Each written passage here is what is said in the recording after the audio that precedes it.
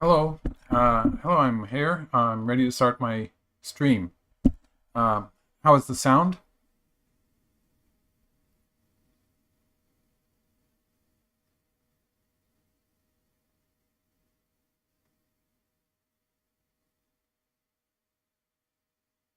Hello, that chess guy. Okay, it's good. People can hear me. So I'll start. This is the game between Weon Seongjin and KJ, and KJ has white. So he's trying to do something in the black moyo, and I'm a bit surprised by the way he's doing it, actually, because I thought the idea was to live in the upper left corner. Uh, so it looks like with this move, white is going to try to live on the left side. And that's going to end in black having Sente. So we'll see how that turns out.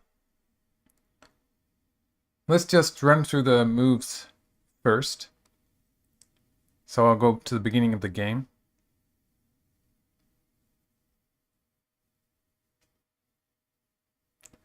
Okay. Yes. So, starting with 3-4 points. And black plays something that looks like the old style. Some players have sort of found a way to reconcile this kind of play with the modern openings, mostly by sort of refusing to get over concentrated with that shimari in the upper left. So black is just going to try to avoid adding stones to it when white does something like this, and that seems to be the idea. That's my take. I never played that small shimari anyway. Never played it very much. But I think that's the idea here. And black jumps into through 3 points, so it's suddenly it's very modern again.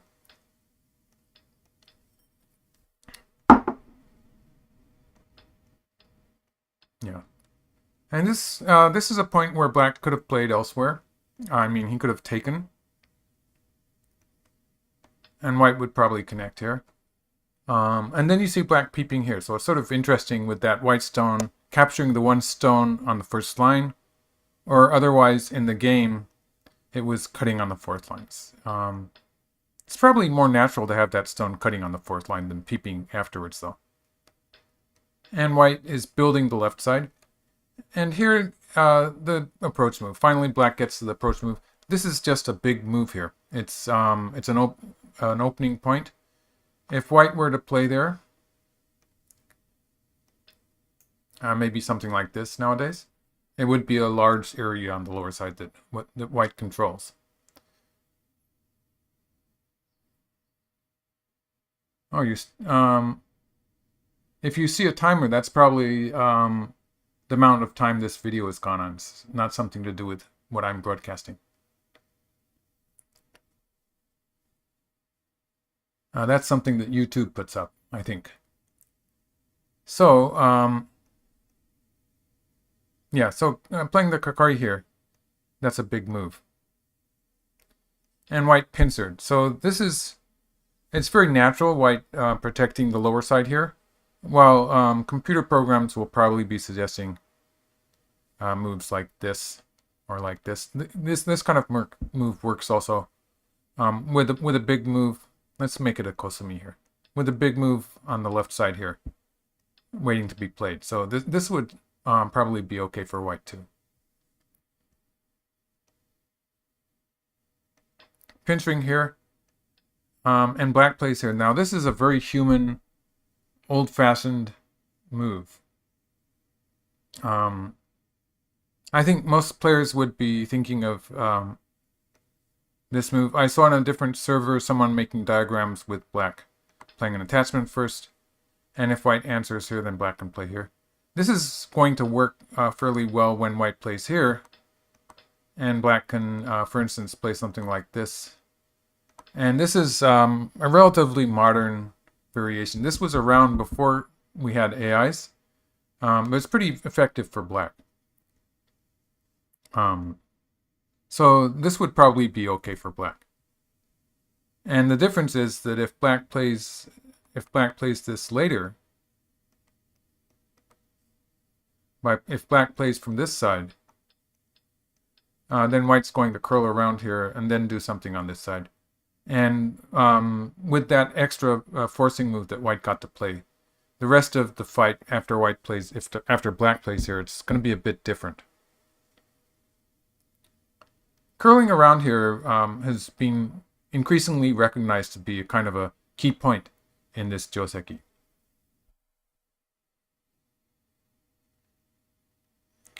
Oh, Dogen, that's an interesting question. My history of strong opening skills, I'm not so sure about that, but I always like to play with black just because black has more initiative, and it's more interesting, in which you have to build your strategies with black, whereas sometimes with white you can play fairly passively, and count on the komi. You generally, with white, to play correctly, you have to be calculating the fact that you have an advantage of komi, so you don't have to try to get the optimal results in the local fights. So it's more interesting to play with black when you have to take control of the game to a certain degree. But that's just, it's really hard to say which is has a better position. I think I probably have a better winning average with black though.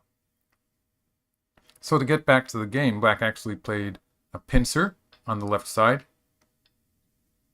And yeah, this is an idea, just sacrificing the cornerstone in an area that is already sort of being ready to be dominated by white. The lower side had a lot of white stones on it. So giving that area to white and moving to other parts of the board isn't an idea that was around a long time ago. It was being played before. It was being played in the Edo era, so that's something like 300 years, 400 years ago.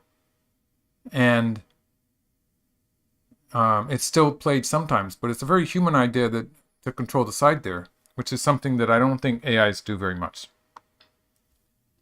And this is sort of made a territory of the lower left corner. There's still a bit of aji there. For instance, black could try, let's see, maybe black could try, I could get into trouble here, but black could try stuff like this.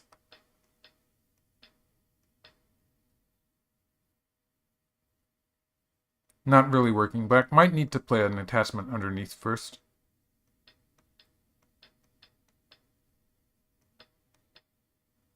And if we assume this to be forcing and this to be forcing, then black does have something here. This looks like it's a live shape.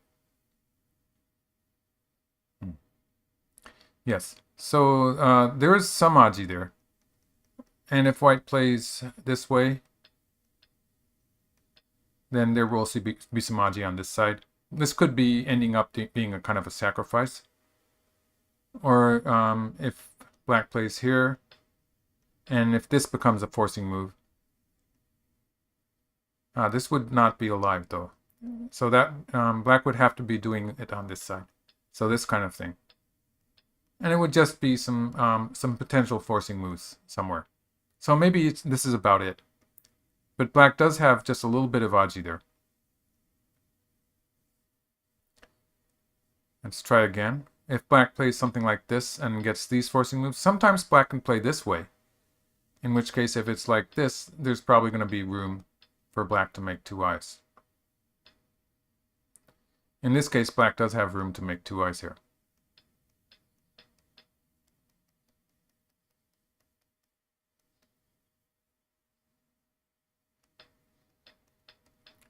And this would sometimes result in a kind of a trade here, where black lives on the side. So there is some stuff. It usually is not very profitable for black, especially at an early stage of the game. So black played away. The upper side and the right side seem to be big moves.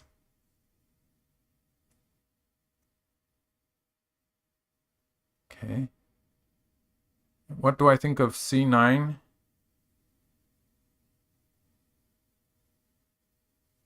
C9 instead of D10. I think D10 on the fourth line is good just because white already has that shoulder hit in the upper left. I think black sort of wants to play high here to have a potential to attack that stone.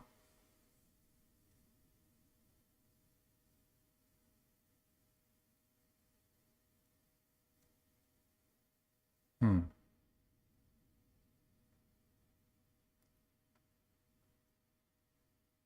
E17. Yes. Um, N15 exchange. Well, the N15 to L15, that's an exchange that is probably, it would happen if black extended later in the game. So it's probably about an even exchange. Probably doesn't have a direct connection to black sacrificing the lower left corner. It's just that computers, although there is some Maji there for black to sometimes live, it usually involves giving white huge thickness on the outside. And in early stages of the game, it's probably not so good. And computer programs do not tend to give that kind of potential in the corner a high score.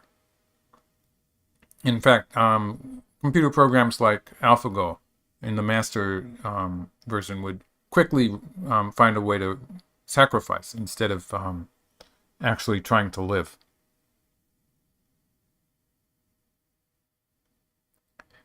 So in this position, I was a bit surprised by black's move there, the counter pincer here. And this is probably getting a bad result from the AI. And so it's not a computer way of playing. Black would usually be playing something. Basically, this move here is almost always the recommended move. And in a position like this where white already has a strength on the lower side, maybe attaching once. And maybe something like this. This would be okay for black. Black would be getting a good position on the outside. More and more, especially with the younger players, I see people just refusing to give up groups like that. They don't sacrifice so easily. But once you're surrounded like this, it's just not worth it to try to live. And I think human players have sort of caught on with that also. So here, KJ is getting a bit tricky. And I'm not sure it's really working. This looks a bit, locally it looks sort of painful. And white played this way. So at this point, white can actually live in the corner. And so one way it could happen is that white could play here. Oops, I'm in the game variation. White could play here. Yes.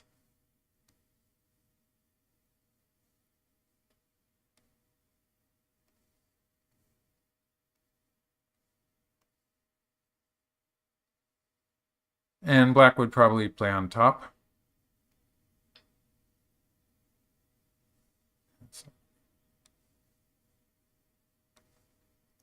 And white could live like this. So this is a way white could have lived.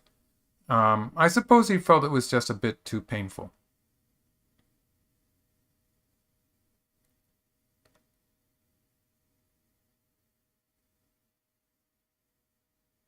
So also he could have lived like this. In which case black can cut here. And this is a kind of a finished position on the left side for black. And white doesn't really have any aji with this move. So this would be completely hopeless. And so I was thinking the idea was that he was going to play once here. And at some other timing, after getting some forcing moves on this side maybe, white would play here and allow this variation. So something like this, I thought this was the idea, where white would be getting from some forcing moves from above. But he didn't do that. He curled around. Oops, and we've come all this way. He curled around once and then sacrificed it. So yes. So what he was doing was he was setting up this forcing move. And here. Okay. So he wanted to live in the corner after all. So this white group is not 100% alive yet, but it is sort of out into the center.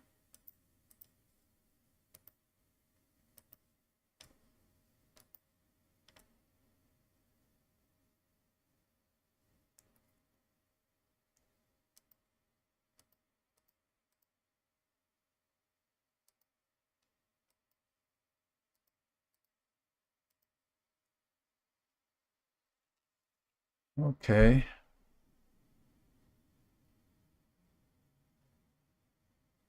If black wants to attack p16, p16, p16. Okay. So that's Sui Kit Chung asking, if black wants to attack p16, what should black do? Um, well, black can't really attack it directly. A move on the right side, something like, let's see, is it black's turn here? Something at a quiet point, black could play here.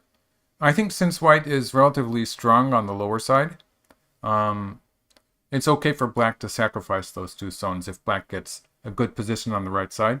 So rather than trying to attack white, like a direct attack, something like this, would allow white to slide out to the side. So it doesn't really work very well. Moves like this would be a stronger attack, but it's not as if white's going to fall into trouble here. So I think it's okay just to take a position on the right side. And if white does stuff like this, black can sacrifice the two stones and get some potential on the right side and the upper side. So this is what I would be expecting to do. I don't really see these two stones as being very valuable when white has such a strong position on the lower side.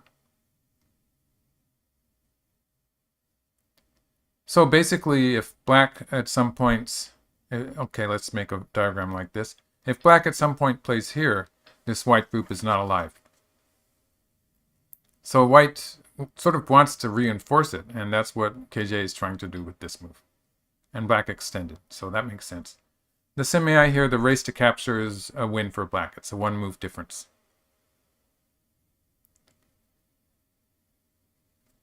If white can find a good way to force with this move, then white will have a living shape on the left side, in the upper left corner. So that could be part of the idea here. At this point, black would probably counter that with a move like this, which would not be so good for white. But if white can find a way to sort of engineer that forcing move on the first line, it could be a way to live with Sente.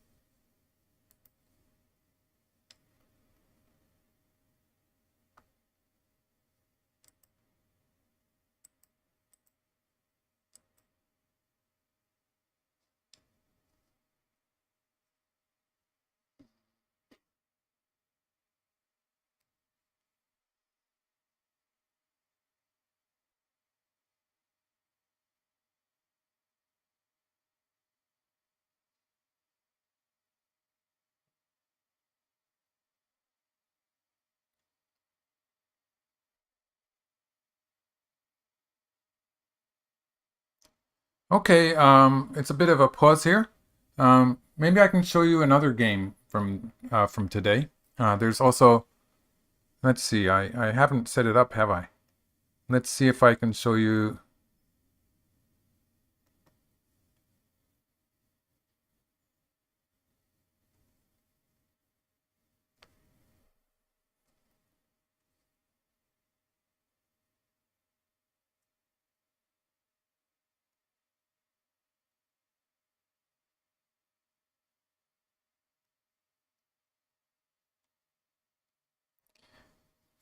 Okay, so this is the game that Ichiriki is playing. And he played an interesting move in the opening. So let's go through that one. Just quickly, I think that KJ's game is going to be my main focus for today.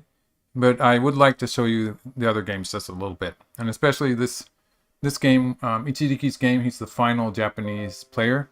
So, yeah, so interesting to see how far he can survive in this tournament.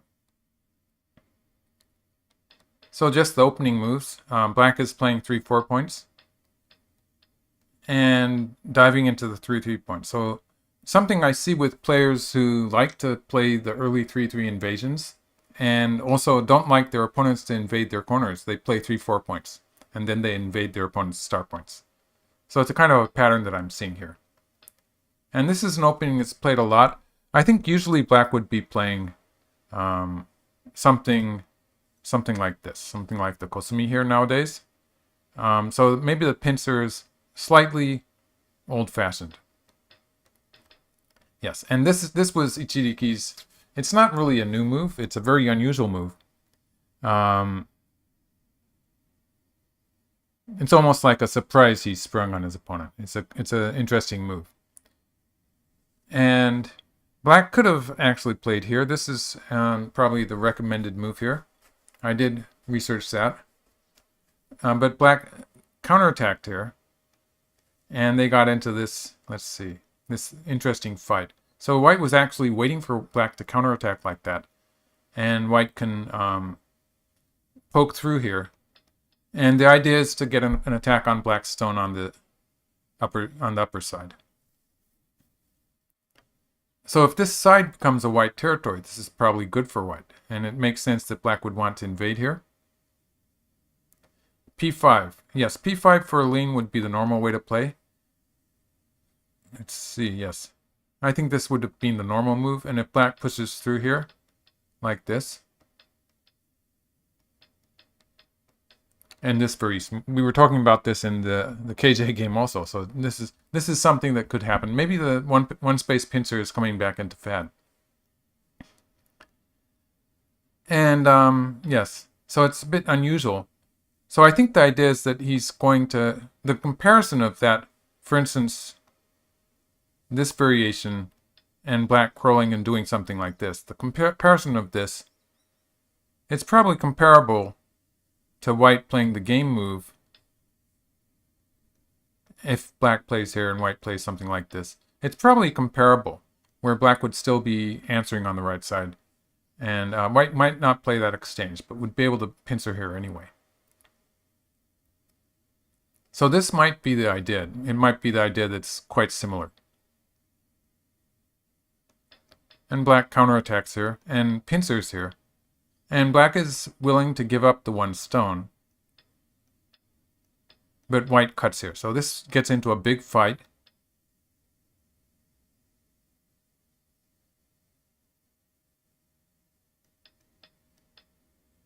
Kingfisher Games 215 says that my video got his children starting playing. So that's great. Yeah, let them watch some of my beginner videos too. And yes, so this started a big fight on the upper side. For the time being, white is attacking. And there is a kind of a little weakness there at, that's P5. So there's a weakness there in black's shape.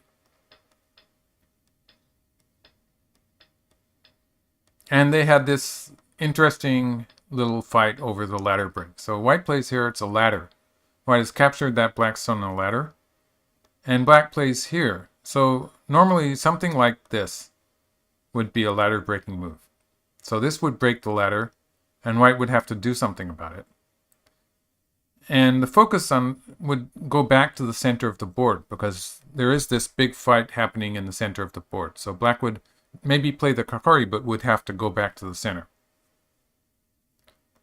In the game, black plays this move, and this is more aggressive, and black's trying to get a more efficient ladder breaking move. So for instance, yeah, this was the game move. So if we have something like this happen, for instance, pulling back here is also a ladder breaking move.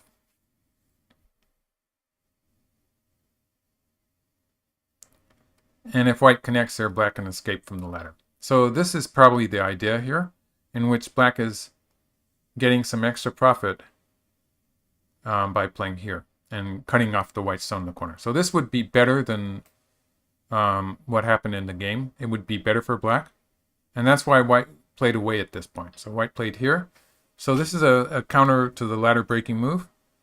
And so it's protecting the ladder. And black breaks the ladder with this move, and white answers here. So this was a kind of a interesting interchange. But since black has played this strong move in the lower left corner at p17, black does have to follow it up with this move. So we get this position that looks like white has attached at the star point against black's 3-4 point. And that's actually a move that is played sometimes now. It was played by AlphaGo 0. AlphaGo 0, yeah. I don't think it was played by Master, but it was played by AlphaGo 0. So something like this might happen, in which white is building towards the right side. And it's as if black had started with a 3-4 point and white had played an attachment at the start point. In this game, building a wall here for white, it does have the virtue that the fight in the center, white's stones on the outside are sort of going to help white a little bit in the fight in the center. So I was expecting maybe something like this, but white immediately attacked in the center. And they got into this fight. So this move here, which fills one of black's liberties, is sort of what white was aiming to play. So for instance, what I'm talking about here is that locally, if white just keeps on playing the strongest moves, this is going to be a crash for white. Because if black cuts here, like this, white stones are caught in a net.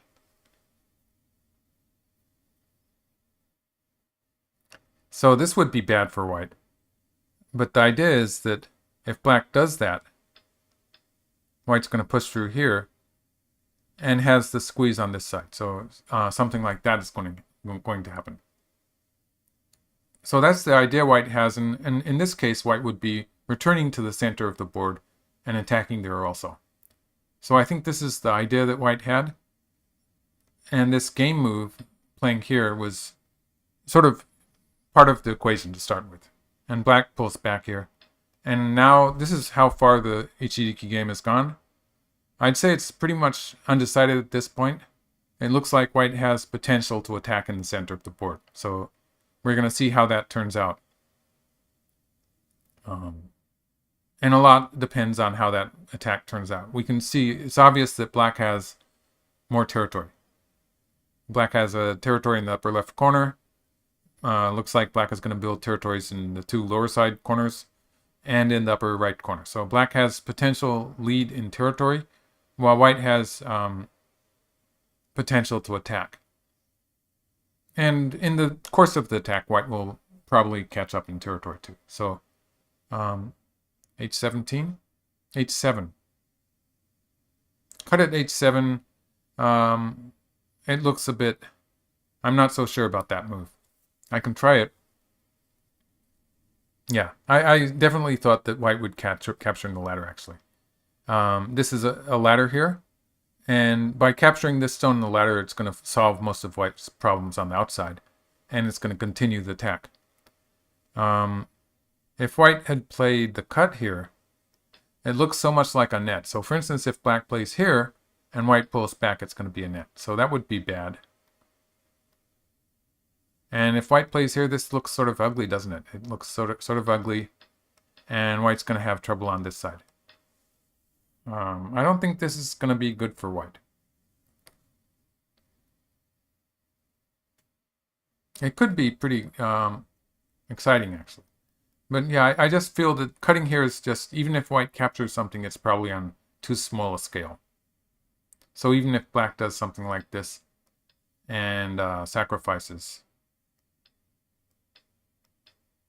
a few stones, this might not be good enough even this way.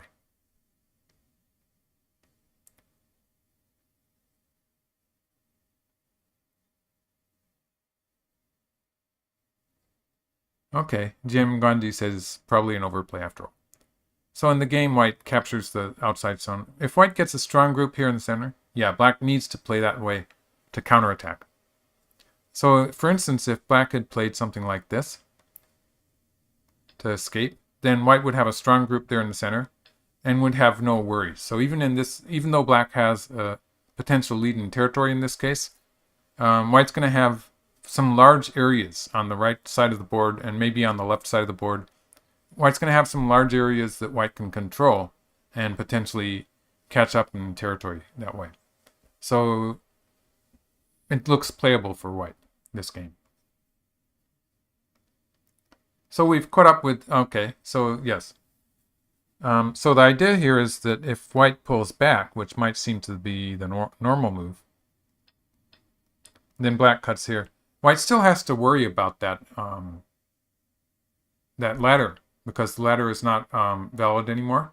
So if white just does something like this, black would extend here, and it would get very, very complicated. I'm not confident that I can give a correct assessment. Frankly, thank you. I got a present from Frankly. Yeah. I've not been watching the Hoinbo game. Sorry about that. That's Iki Ching asking.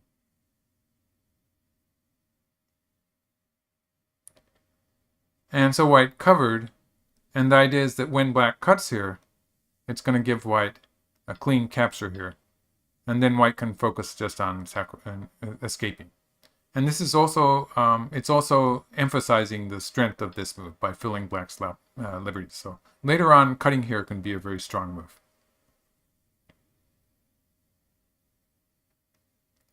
So I'll stop here. This is, we've caught up with the game. I'll go back to the main game, which is KJ's game. And fix the names, I guess.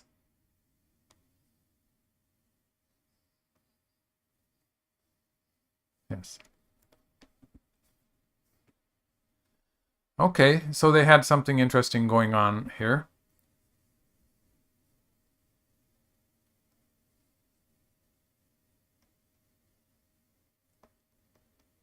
So in the previous commentary, I got to the point where white cut and black extended. So this move, white's trying to get a squeeze here. So I think white must have been refuting black's move here with that move. In this case, for instance, if black plays like this, white would win. Let's see, does white win the semi here? White does not win the semi. Actually, if white plays here, if black plays here, then white would win. I'm on dangerous ground here. Maybe white doesn't win after all. But white would get a squeeze. White would get a squeeze and would be alive in the corner, and maybe be able to play moves like this too. So it could feasibly be good for white, especially since white also has a move here, which is troublesome. And with this squeeze here, white does have a living shape in the corner. And a forcing move here too, which white doesn't need to play. So this would be a lot of trouble for black. So even pushing out once more, it's probably going to be pretty similar when white plays here. And black's going to be in the same shortage of liberties when black plays here. So even if black wins the semi, it's going to be basically the same story with white jumping in here and it being trouble for black. And white does have these forcing moves here. So white's alive on the side. White has a forcing move here. So yeah, this is probably good for white. So that's the idea with that pushing move here. White has gotten rid of the potential for black to break through there. And black plays this move. So black could have won anyway, but this looks like a neat, black's going to induce white to push through here first. So a very sharp move. This exchange of white 1 for black 2 is just bad for white. And because of that, white's going to have one less forcing move from the center. So for instance, like this, you can see there's still an opening there. So it's one less forcing move. In the case that black plays here,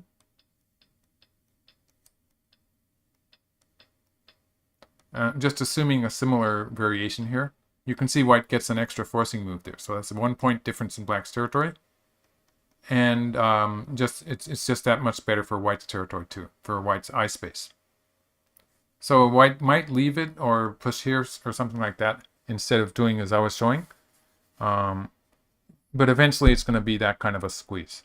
So that would be, it wouldn't be outstanding for white, but it would be a living shape. So that was the idea here.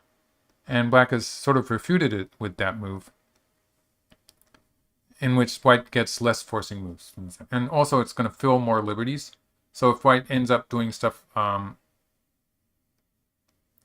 like this and this, this is um, a much nicer way to be capturing those white stones. It's just more effective in fooling white's liberties. So it looks good. I think I like that move.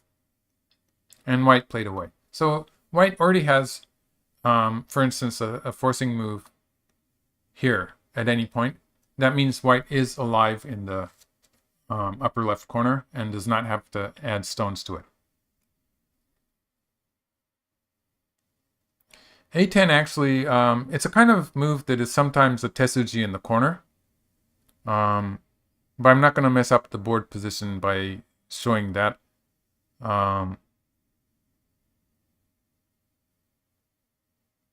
Sometimes it's in the corner in a very similar shape. This move comes at the 2-1 point, the 1-2 point, and it is a tesuji. Yeah, I'm not confident in showing you an example of that right now from this board position. So white's moving out on the upper side. It looks like the fight is going to move from there and then switch to the right side. And yeah, so what happens on the lower side, just because that's an area that white controls so much, it's not going to be so important. It's going to happen later on in the game.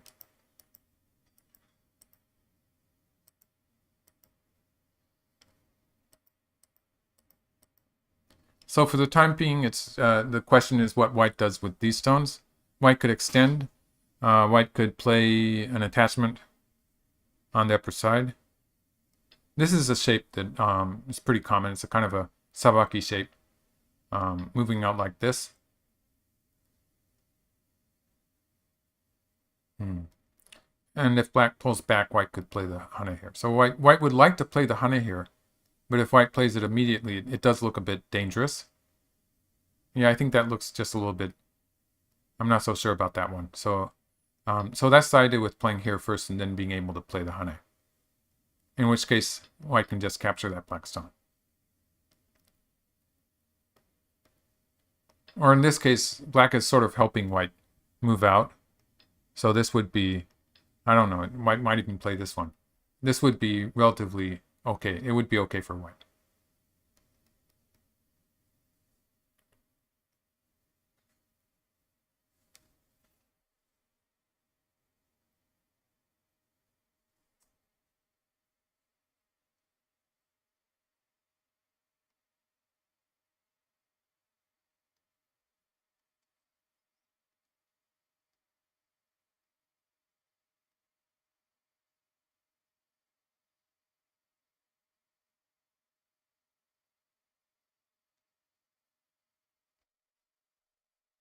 Okay, so for those of you who came in the middle of this, good morning, Cyphus.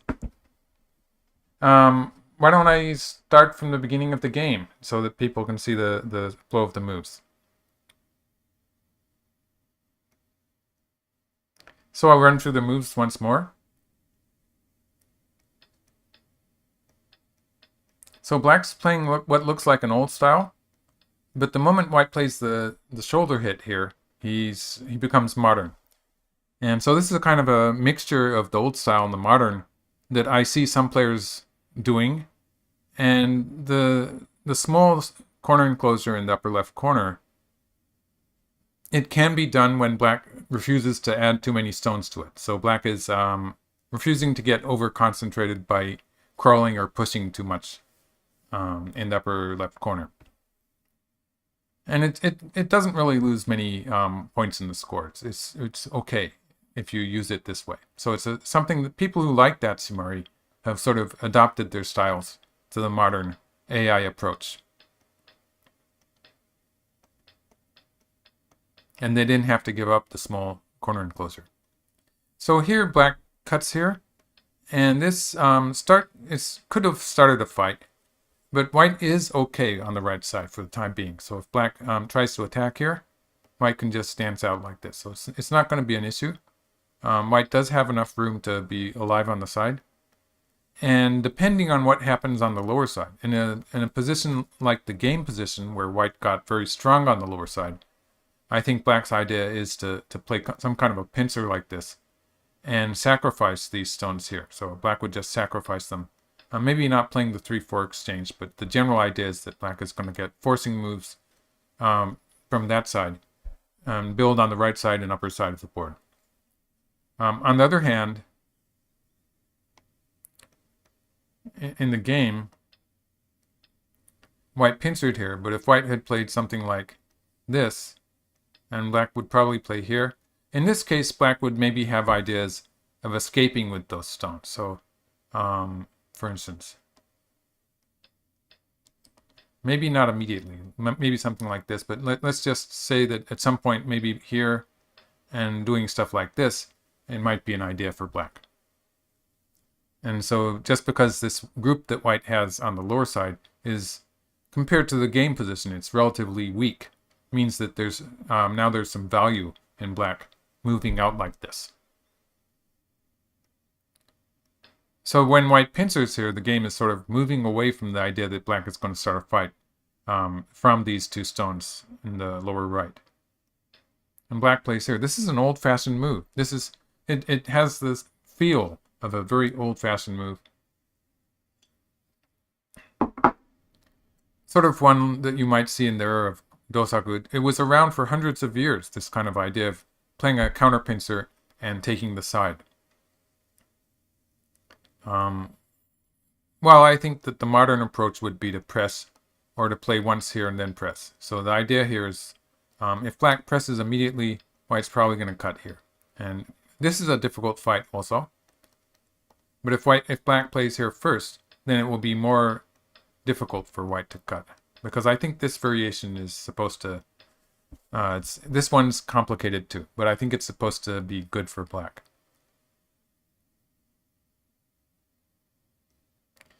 For the time being, yes. That's Gogo Gooplet saying, does that kind of counterpincer move end up giving white the whole bottom side? And for the time being. It's not that there's no potential at all there. And I was talking about that just a little bit. There are moves in the corner. There's things that black can try to do. For instance, I was showing a variation where black played here. And this looked like it was probably going to end up with black sacrificing the whole thing. And getting a forcing move here or here. This would sometimes give black... This would capture the white stones, actually, in a ladder-like shape. So black would have potential with pushing here. In some cases, black would squeeze from underneath. There would be some potential for some kind of a squeeze. Or black could try to live with this move, which sometimes it works and sometimes it doesn't. Quite often it can live, but it's just very painful anyway. So there's all sorts of stuff that can happen here theoretically. But at the best, it's going to give white huge thickness on the outside. And it's going to make life difficult for those two black stones we have on the left side of the board. So it's not something that black is going to be doing immediately. And it doesn't get a good...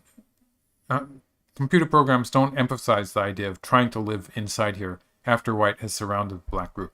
So we might see black playing a completely different move, even locally.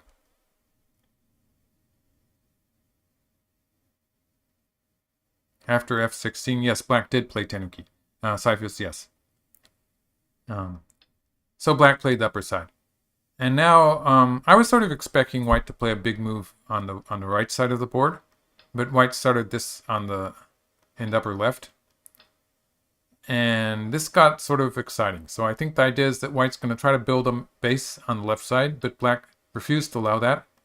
And now white's going to try to live in the corner, but is trying to get an optimal shape. Basically, if white plays the hanging connection here, this is sort of low down on the second line. It would end up something like this. And it's really low, all those stones on the second line. And it would be okay, sort of. But it would not be, it would be low, very low, all those stones on the second line. So just a little bit painful. So white really would like to play on the third line, like this. But black's going to cut here. And this would be a clean cut off of those two white stones in the center, with a good shape for black on the left side too. So this would be sort of ideal for black. And white's trying to improve on this position. So that's what white was doing with this. White curled around once, a sacrifice of 3 stones to get this hanging connection. So if black cuts here, then white can connect underneath here with a cut waiting to happen on the 5th line. That's the 5th line, yeah. Also. So white would probably be able to live in this position. So that was the idea here.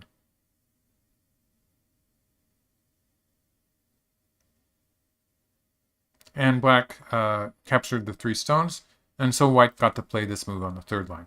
So this was all sort of manufacturing a position where white could crawl at the 3-3 point instead of playing a hanging connection on the 2nd line.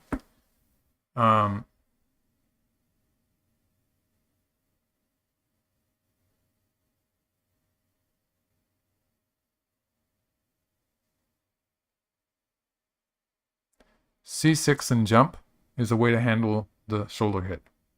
If black plays c6, jumping for white is a way to play. Yes, that's the chess guy. That chess guy asking. I think that goes back to this point where if black had played here, jumping, that's c6, right? Yes, jumping is a shape, but in this board position, white would just leave it and sacrifice. It is a shape that happens sometimes when white has more control of the left side, and white's playing to control the left side or the center. In this case, it would be locally passive for white, and white wouldn't even bother to play that move. So black 1 would be small also. But it does happen in slightly different positional cases. So white played this sacrifice here to set up this forcing move, and lived in the corner. But it's not alive yet. So that's what this cut was doing. Just basically creating a forcing move at this point, which ensures white 2 eyes in the corner. So this is completely alive when white has that forcing move there.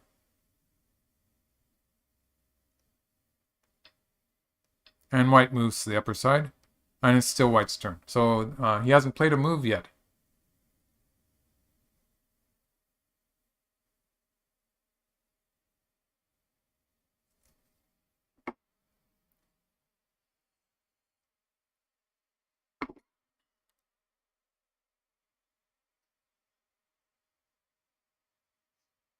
Okay, we can switch games now for a bit.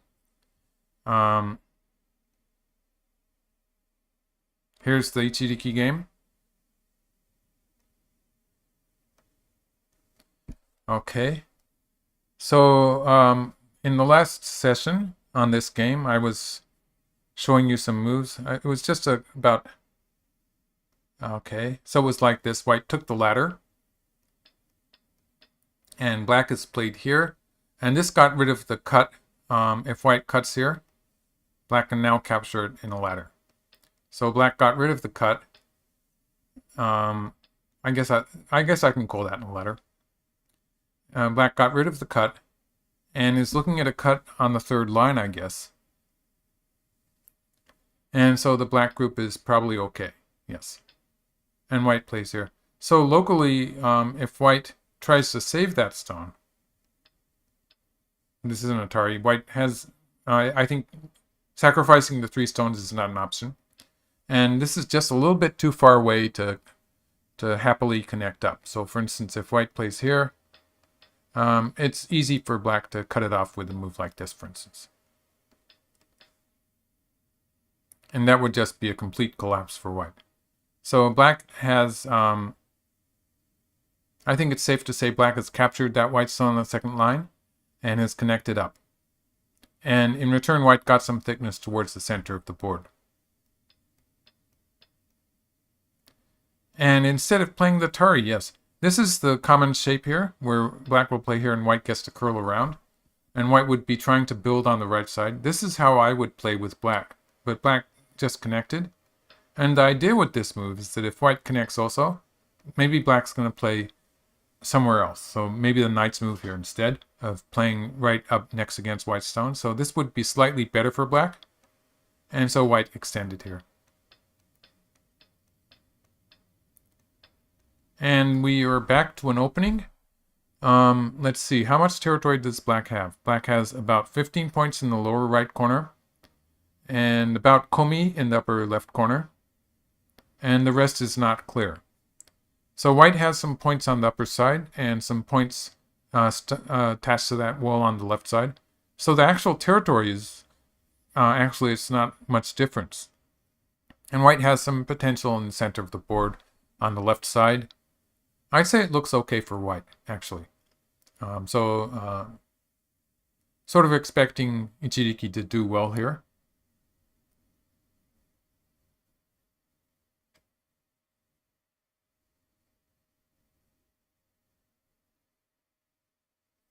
That's an interesting question from Just Smith Brennan. When analyzing a position, is it standard to consider the board as 4 squares, or the upper left, upper right, lower left, or lower right? Is the practice of considering the board as 9 squares standard too? I didn't know that was standard. I just use phrases like the upper left or upper right to refer to things happening in those general areas, or the upper side. I also talk about the upper side. So in that way, in explaining what I'm trying to talk about, I guess I do divide the board into 9 areas, because I talk about the 4 corners and the 4 sides, and sometimes I talk about the center. But when I'm trying to grasp a position, it's all connected. So it's all as one. So that's what makes Go so interesting and difficult to understand sometimes. It's because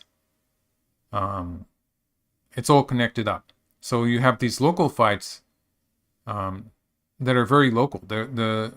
Everything is relevant locally more than it is to the overall board. But the results you get from these local fights, which result that you choose is going to have an effect on the overall position.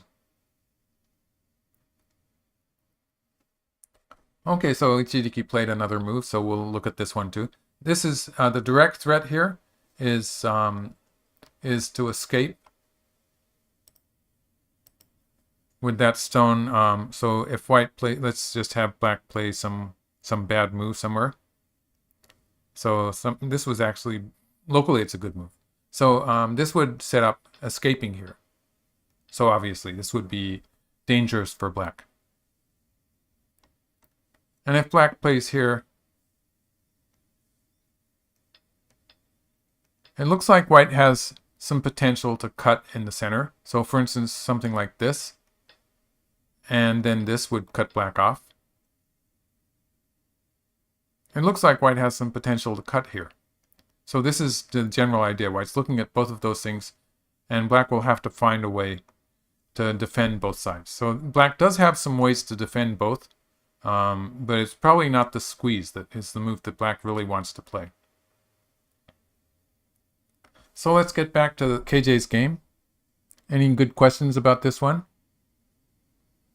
The Q8 slide.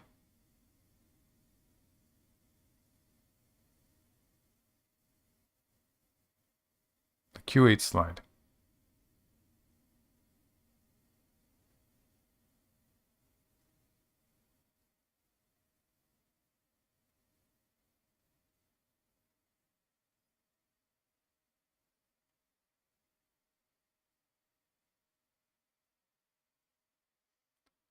Q8 slide seems to be on a different set of coordinates.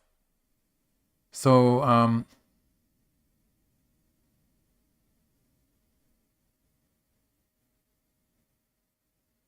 yes. We're talking about black's corner in the upper right corner, maybe.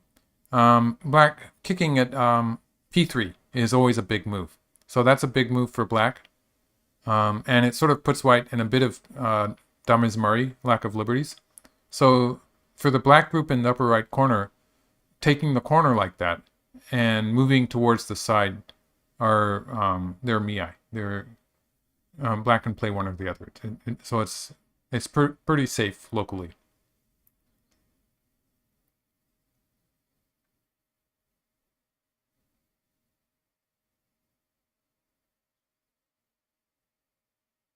White Q7 is a move that can be played. it is a bit open in the center, but it's putting some pressure on black in the corner. And black would probably play p3. And white can make another move into it. So white has some potential in the middle, has some potential on the right half of the middle, basically. And has a great position in the center. I'd say this is looking just a little bit good for white. Cyphus has one question.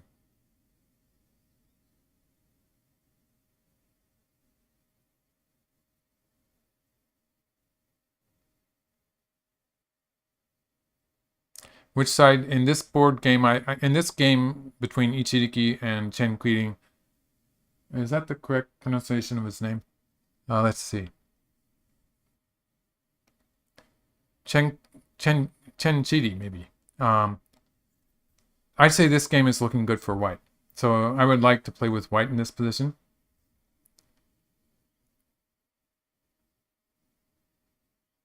Derek Neal, yeah, I think probably, yeah.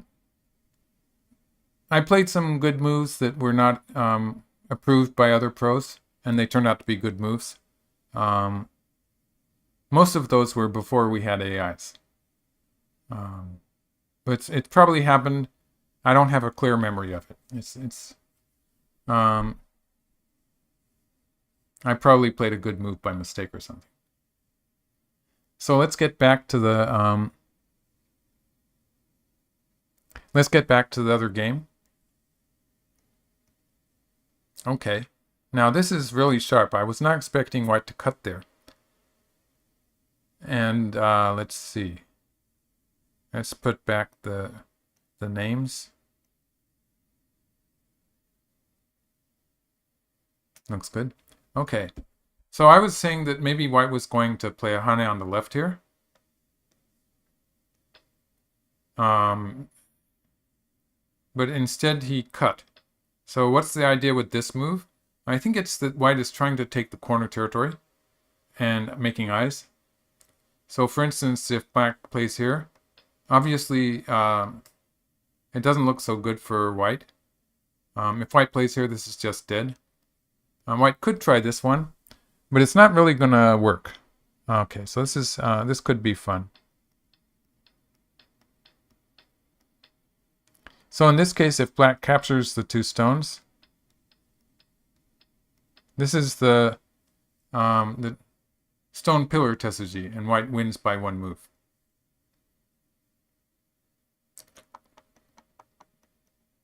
Black can get out of it by playing here, and white lives in the corner.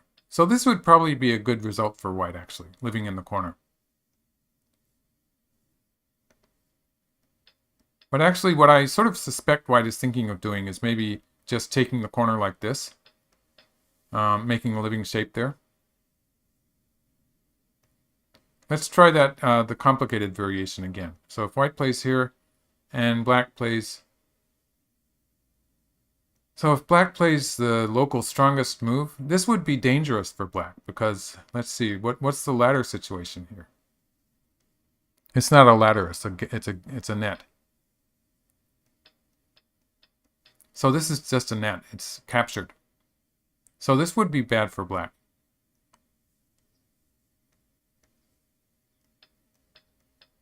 So maybe he's going to go that far. If black plays something like this and like this, this would be a much more complicated fight in which black is trying to capture a group on the left or the right.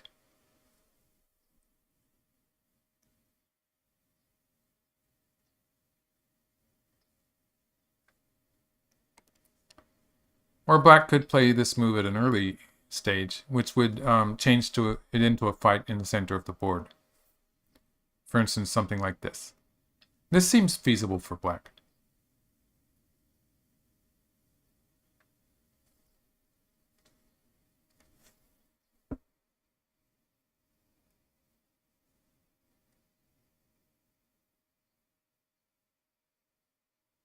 Yes.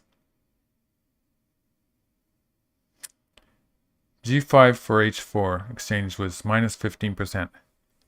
And the G5 was here. Oh, yes. Well,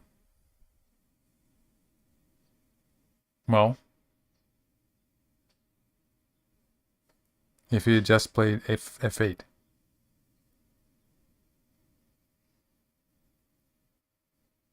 Pushing would be a more natural move. So this was W. Zhang saying his computer said that g5 was a huge mistake according to it. So that would be it is what we would call a vulgar move to push here, and so I'm not really surprised that this is getting a better score. It's natural. And Jack is saying sometimes 15% is pretty significant, but it sort of depends on the board position. In this case, it's probably not decisive. It's not something that people would worry about.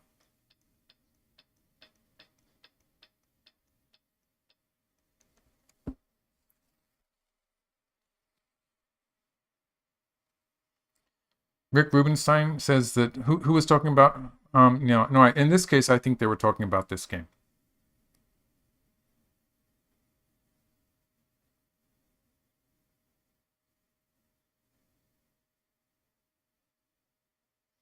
But actually, in the Ichiriki game, there was a move at h6, h4. Yeah, that was a different problem. Yes. Would p7, p7, p7, p7. P7 is the Atari. That would be the most natural move for black. So that's HH asking, would p7 be a goof move? But no. Playing on Atari from above is the first move that comes to mind. And if that doesn't work, you start thinking about different moves. Black would really not want to play an Atari from underneath, but would be thinking, if this does not work, Black would be thinking of this move. Or actually, when you said that, I thought you might be talking about p8, which is also, this is an unusual move that can sometimes work in this position. A bit looser than playing an Atari from above. It's a bit more flexible. I think this game was sort of looking for good for black during the fight on the left, but it's probably undecided. It's probably close enough that for human pros it doesn't matter. Oh, maybe that he meant to say p7 was a good move. Maybe it's a good move.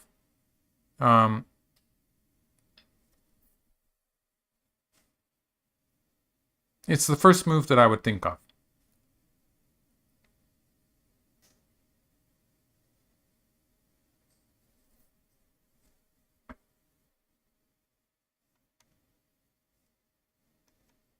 Okay, back to the game.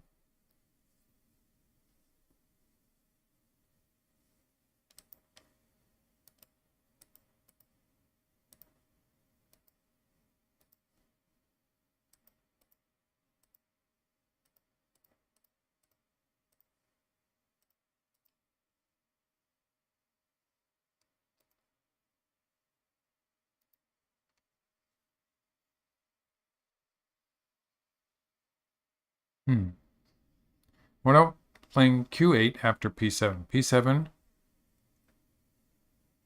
So this is Yue Han.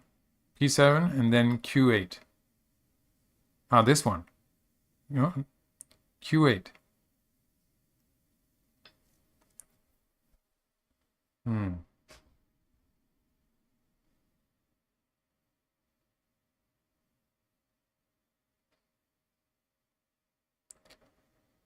This looks like it could be very, very exciting and complicated, actually, but I'm not so sure that it's a good move.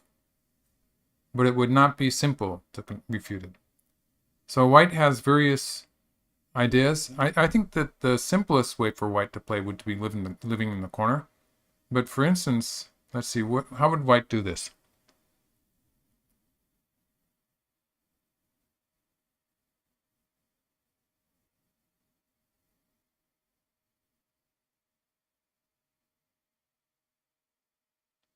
Yeah, that's an interesting comment by that chess guy, actually. But that's something that people can do if you start the neural networks with the games of that particular player. It could, I think theoretically, it could be done to see someone make a computer that tries to mimic what a pro would do. if you started it with 100% that player's games, maybe that would happen to a certain degree. I think that the computer would change it anyway. So when we get into this variation, we have to read out what happens if this happens. And white does have the potential to live here. But there's a lot of issues that white has. For instance, there's the push here, which can capture 3 stones. It means it's going to be difficult for white to try to kill black in the corner. So this is probably okay for black, actually. Yeah, so that's something that's worth calculating. And my feeling is that if white is just going for the corner, this is probably going to be okay for black. Something like this. And white would be alive in the corner, but black would have a good position towards the side. So this would probably be okay for black.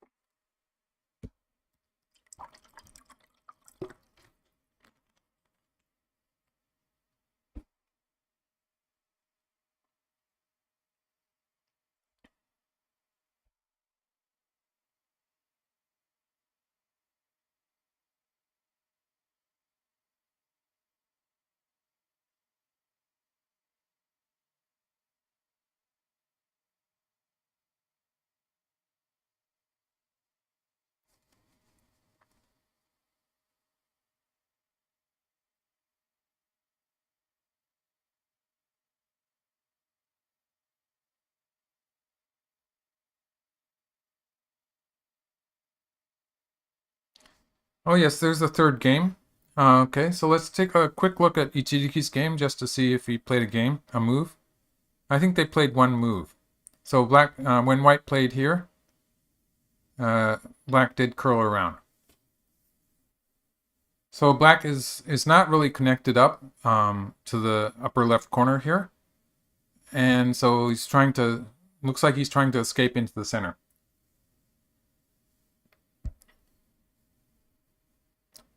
And white's probably going to try to attack on a large scale as possible. So there's one more game. And this is, let's see, it's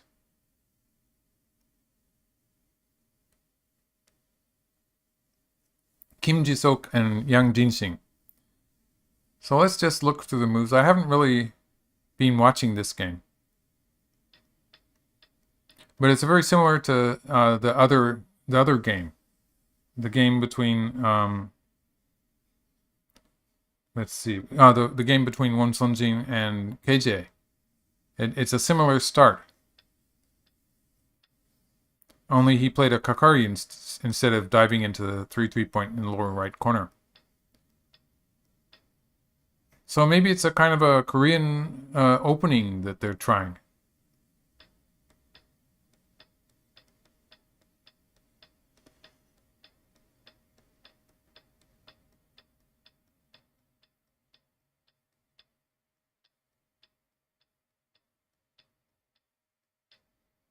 Okay, so it looks like black's pretty much settled with this group on the in the lower left area.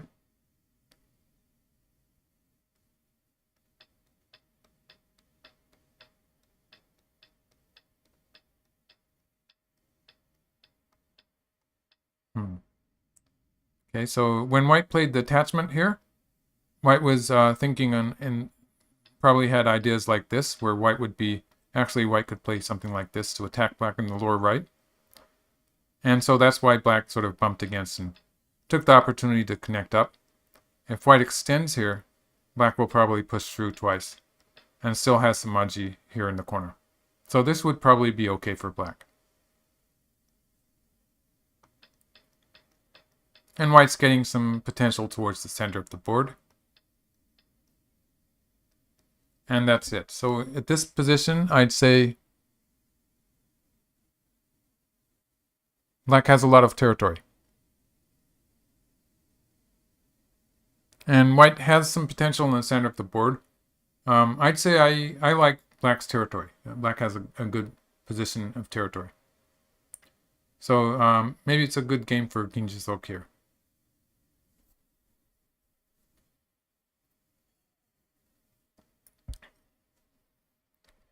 Yeah, so I'm not really going to focus on this game too much. I think that KJ's game is the mainstream, and interested to see if yeah, how Ichiriki does in this tournament. Being a player, being located in Japan myself, I guess I sort of have special place there for Ichiriki. So back to our main game. Yes.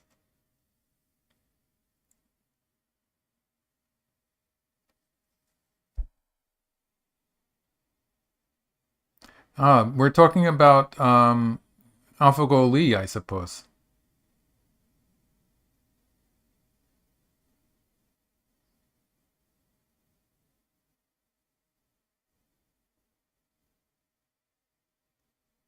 Go Baduk says that it was trained on strong amateur online server games. That's correct. It took KGS games and as a seed, yeah, to train it. Derek Newell asks if I like to use Patreon as a platform to connect to people. And yes, this is he's spurring me to push my Patreon thing. So I'll give you a link. On Patreon, I have a Patreon page where people can support me, and you can, if you pay the $50 tier, you get to teaching games, monthly teaching games. So that's for people who like to study with a pro. That's good. So yeah, that's something I'm doing. Anyone who's interested in getting teaching games and supporting me at the same time, just go to that link and look at my Patreon page. The black hole spots and games on OGS, I actually haven't looked closely at those. But you know, the first few moves, if they're they don't really make that much difference. Is the black hole the one where it plays the 2-2 point? The 2-2 points would be moves that are probably actually bad moves. But anything towards the center of the board is going to be good. Good enough. It's probably almost as good as the moves that they're playing anyway.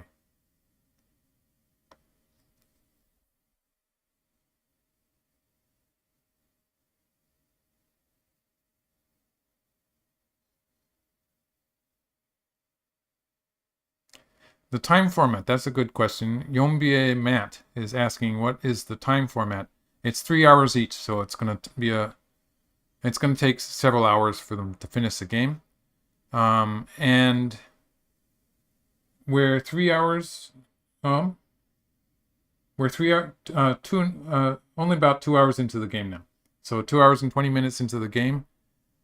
And 1 hour of it was used, about 1 hour of it was used by KJ, and Won Seongjin has used 1 hour and 20 minutes. So he's used almost half of his time.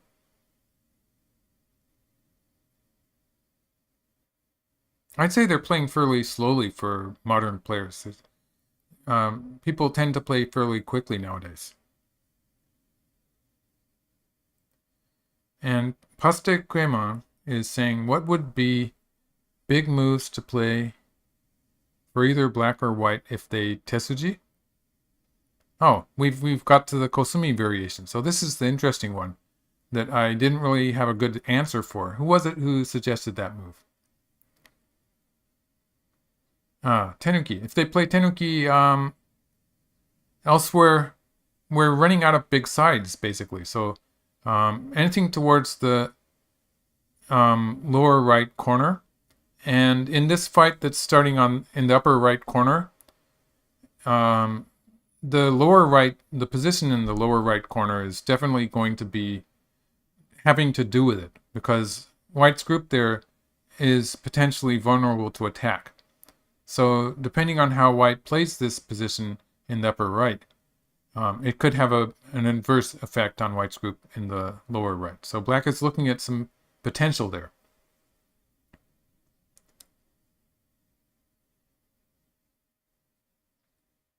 HH suggested the Kosumi here, so good call. Well done. Yes, and you notice that I had some trouble. I couldn't refute it, and it was a pretty complicated. This is the one where we got into that fight where white can live on the right side, but it's not necessarily going to be good for white. So just to go through it once more, I was showing this variation.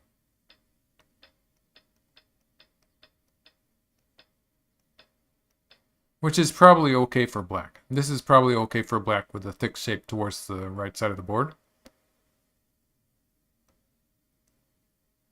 And white would like to be able to play the attachment on the second line. But it doesn't work. So that's a problem that white has. White would like to be able to play this attachment on the second line, but this one doesn't really work either. This would end up with white sacrificing 2 stones, and white would need another stone in the corner. So this would also, otherwise, if white plays away, black gets to play. Black, let's see, let's play from this side. Black would be able to cut the stones off. So I was doing it this way, which is a bit clunky. And this looked like it was playable for black. So that's the idea here. And it'll be interesting to see how this turns out. G6 is the tesuji. G6,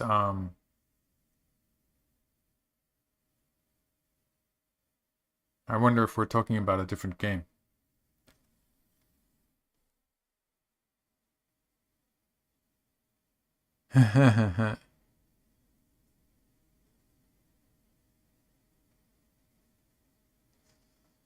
Q7 would have been the normal move. And that's Jack Zhang saying that, W Zhang saying that his AI seems to think this move is too fancy.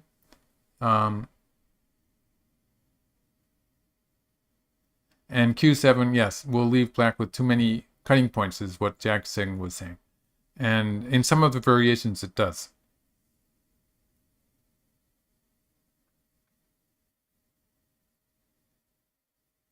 R6. R6 is a tesuji, yes. And it's threatening on both sides.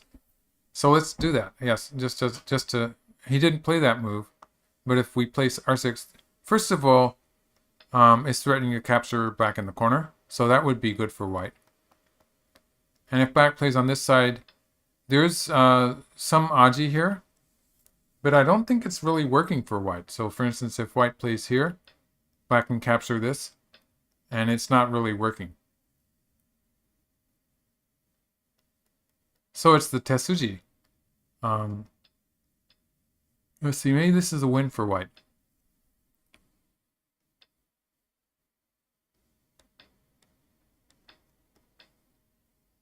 It looks like white has an extra liberty here. Yeah, so this could be the idea. So now we have to look at the idea of black playing here. And it's not so clear, is it? In this case, it's probably going to be a win for black.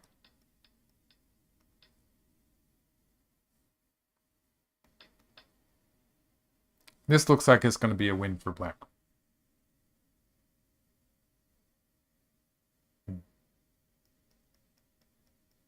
So white would try something different here, and it would be some kind of a crazy trade. So this could have happened. This is a good tesuji here, extending down to the second line. But he didn't do that. He pushed here. Maybe it's an opportunity for black to play away, but covering on the third line here is going to be a strong move for white.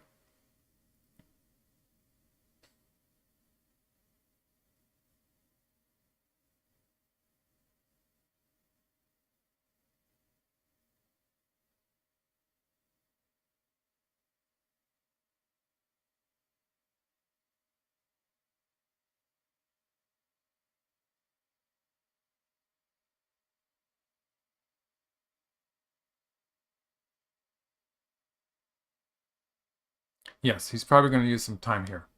But he did push. And so they're both going to use time here. Let's see, it's 12:30 almost. Maybe it's a good time to take a lunch break.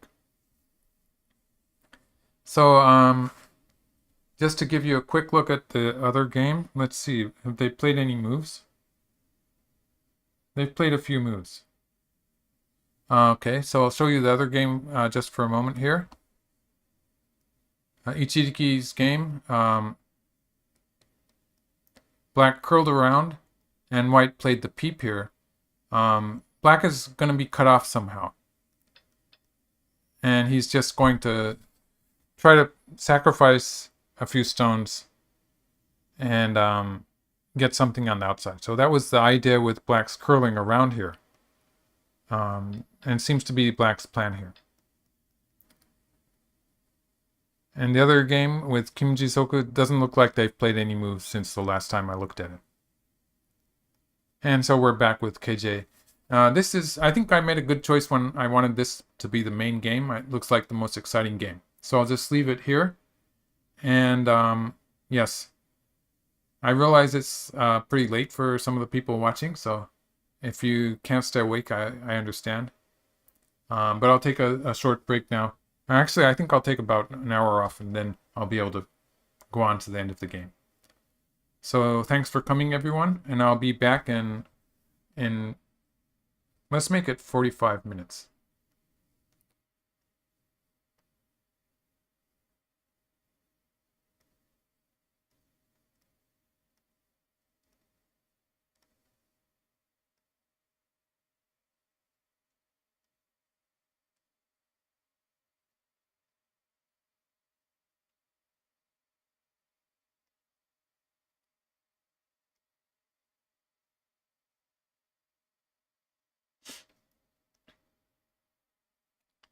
So I'll be back, and thanks for watching. See you in 45 minutes.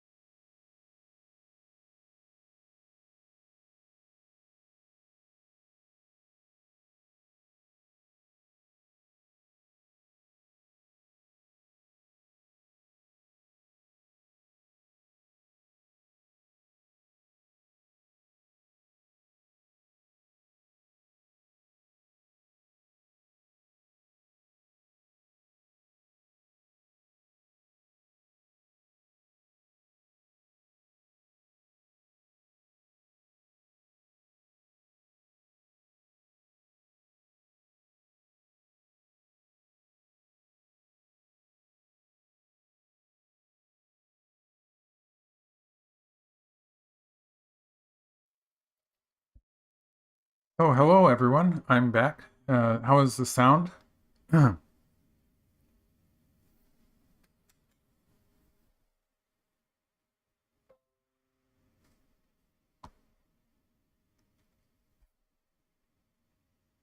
Sounds good. That's good. Okay, so it doesn't seem to have moved forward very much. Let's just go back a few moves and take another look at it. So, it was about here maybe? Yes, and KJ pushed here when I left. And black pulled back. It was either this move or to play a Hane on the left of white stone. Here. This would have been conceivable too. And yeah, this is the Tesuji. And black played here. So if black played here, then immediately the semi is okay for black. Black can win by one move this way.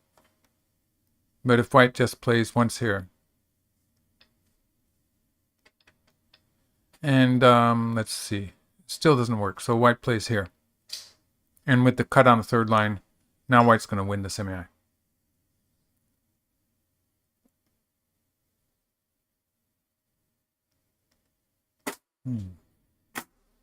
Excuse me. I'll be right back.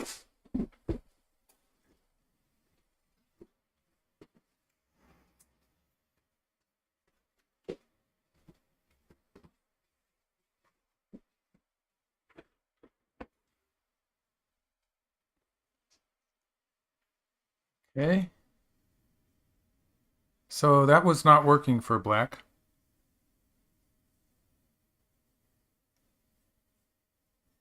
And black kicked her. So this makes sense. And again, this looks a bit dangerous if black covers on the second line. This fight. It's going to be some kind of a ko. Maybe white's going to play here now. It's not clear-cut win for black. So black played a Hane on the left side. If black can capture white's stones on the left, that should be okay for black. And white cuts. So it's getting really wild here. Yes, and white connected. So I was thinking white was going to play here.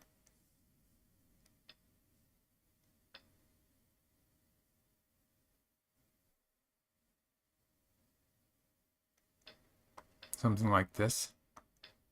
With a potential move at P4 to connect up.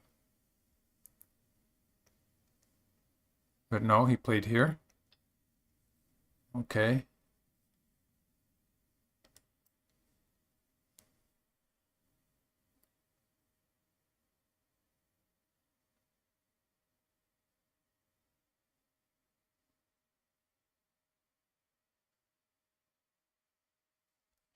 Okay.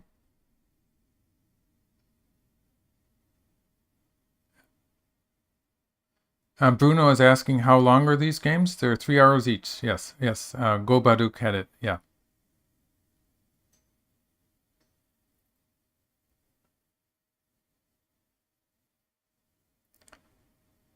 Oh 04.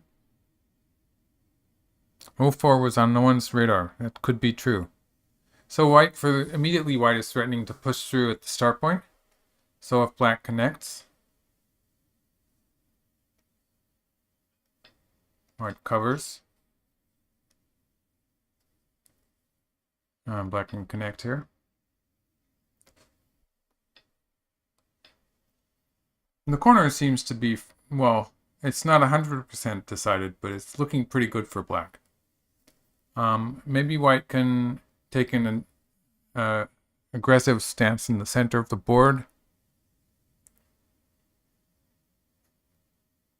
It depends on ladders and stuff.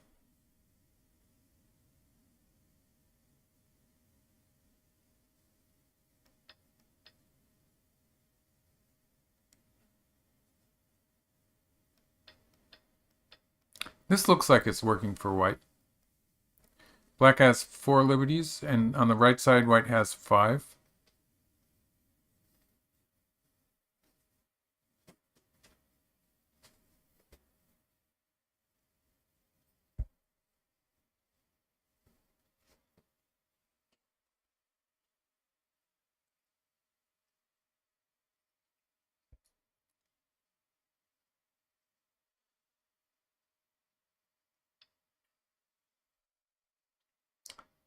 But yeah, when black plays here, now this is going to be a problem for white. Because if white plays on this side, this is not working. It's not working for white. Black can escape. This is sort of fun. So let's just do this. It's a ladder. Because even if black looks like he's falling apart, white cannot connect at this point. The whole thing comes apart. The whole thing dies. So, and if white plays on this side, now it's a snapback, or a number of ways black can capture those stones. So if white answers something like this, that's not a problem anymore, but black can push through here. And black will be able to escape in the center.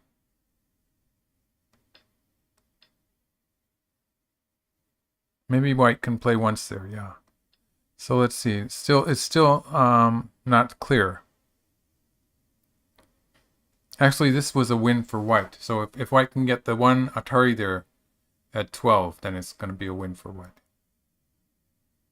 So yes, it does look like the moment black plays 9, white would play here, and black would be able to capture the upper side with this. But if white plays here, then black has this order of moves in which black can save the center.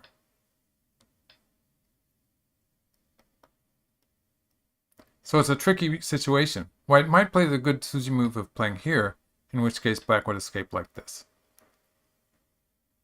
So where's the game? White is still just connected.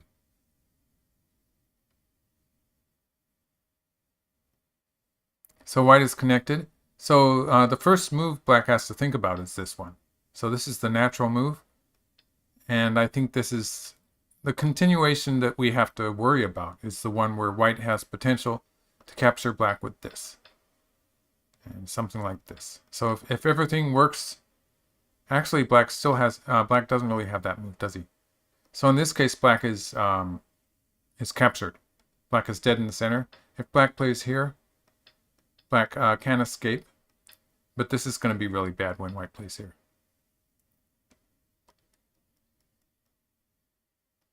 So it would be a trade something like this, where black would be able to capture the upper side. Without the 4 to 5 chain exchange, it could sometimes work. Could sometimes work without that exchange. But in this variation, white's going to end up playing it anyway. So for instance,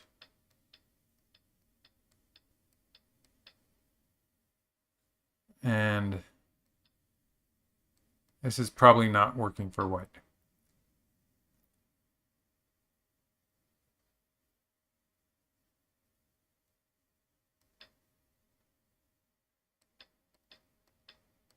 That's just a win for black, however black plays it. So that would be pretty big. White's not really got any squeezing from the center either. So the problem with not playing the 4 and 5 exchange is that it ceases to be forcing later in the sequence. So I think it's reasonable to assume this. And this. This would be a sort of interesting trade.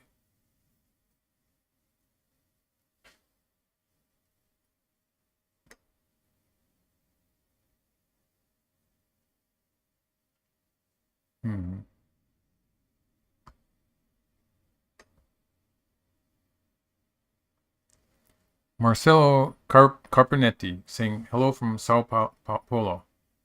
That sounds like Brazil. Okay, W Zhang is saying his AI hates black P10. P10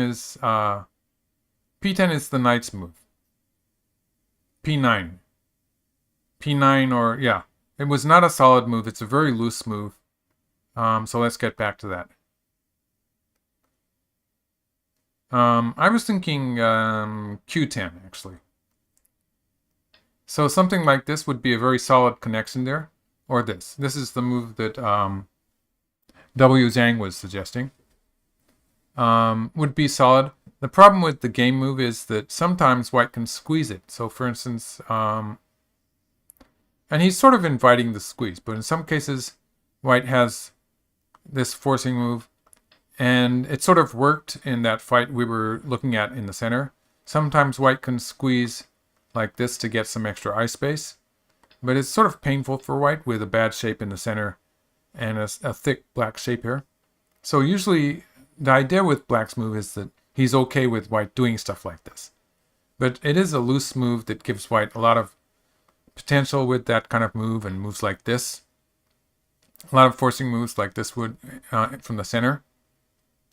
It makes it a bit more volatile. I think that's sort of Won Seongjin's style, actually. He likes to have things uncertain and mixed up.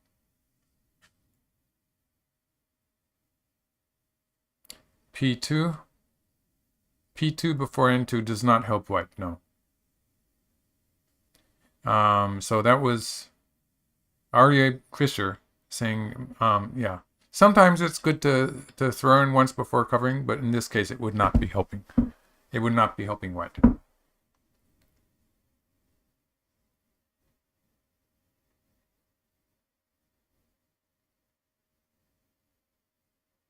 R6.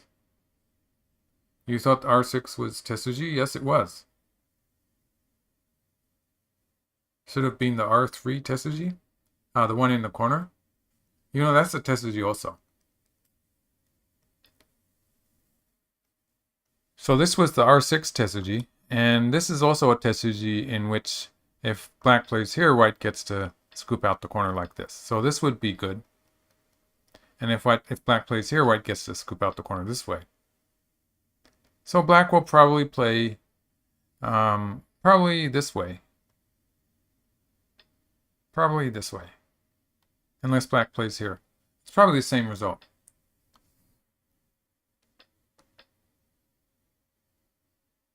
Maybe here. This would have been feasible for white.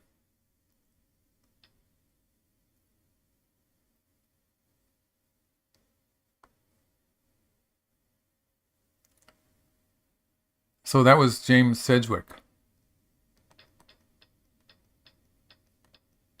It's a pretty wild way for white to be playing.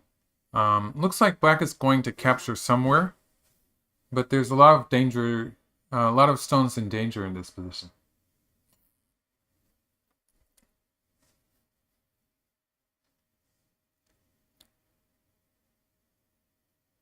So black connected.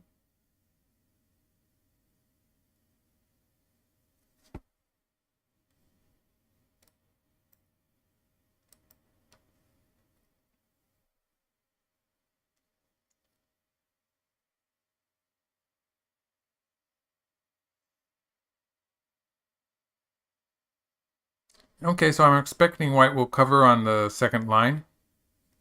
And I was doing this variation. Where, oops, yeah, this way. It also occurs to me that black could play here. And if white captures the one stone, capture here. So this would give, it would give more freedom for black in the center of the board.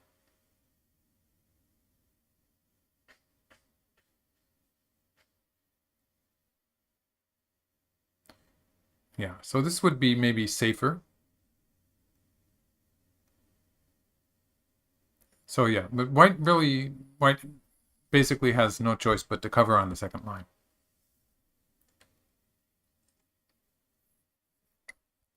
G Mammar is saying that AI says it's a close game and a 1.5 win for black. In a wild fighting game like this, it doesn't really make any difference to the human players.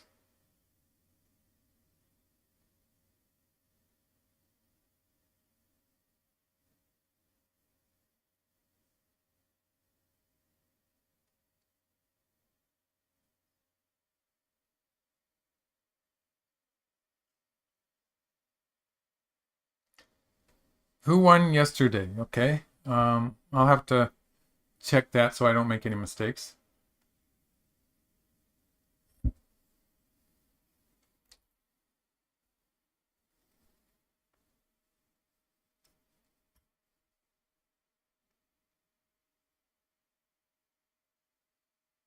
Okay, so Mi Yuting beat Lee Dong-hun.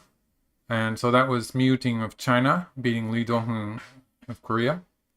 Tao Xindang and Shin Jin-so, that was a win. That was the game I did. That was Shin Jin-so won that one. Tang Dong-yoon and Shin Min-jun, that was Korea versus Korea. They had 9 players in the top 8 match, or the top 16, that is. So, so 2 of them had to play another.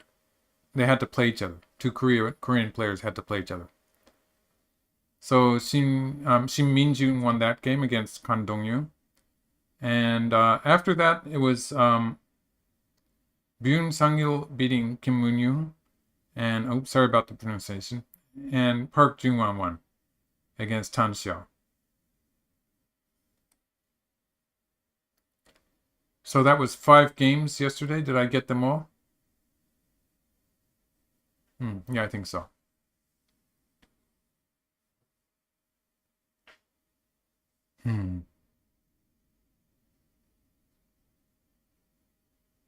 Yes, Sheikei, that was an unexpected loss. That was in the best, the previous round, the best 24.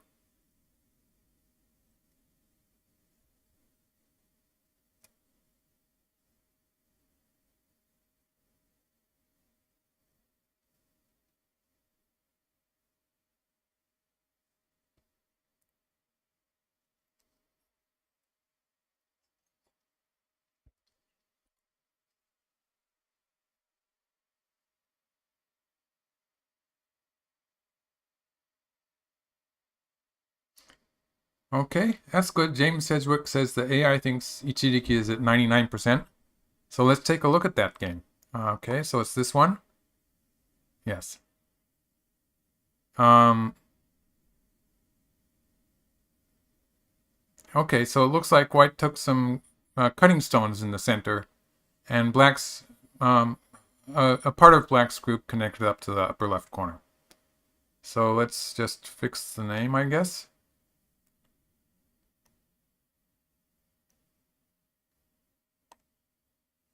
How does that look? Yeah. Okay, so the last time I looked at this game, it was something like this. And at this point, black is cut off in the center here. So if black plays here, white can peep here, and it's already cut off. And there's also this move to save that white stone. Or white could play just an Atari and play like this. So white can save that. That would, like this actually. So white can save that stone on the second line too. And white is sort of trying to attack on a large scale.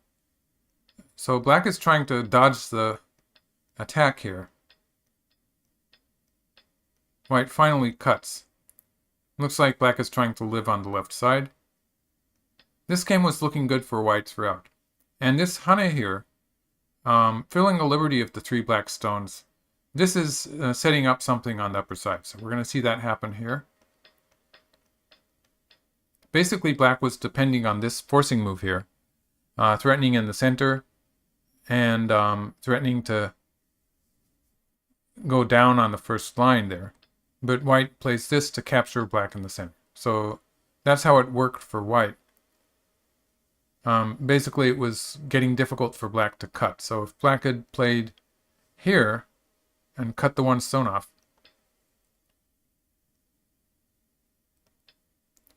and if black plays this way, white can play an Atari on the 3 stones. So that's the idea here.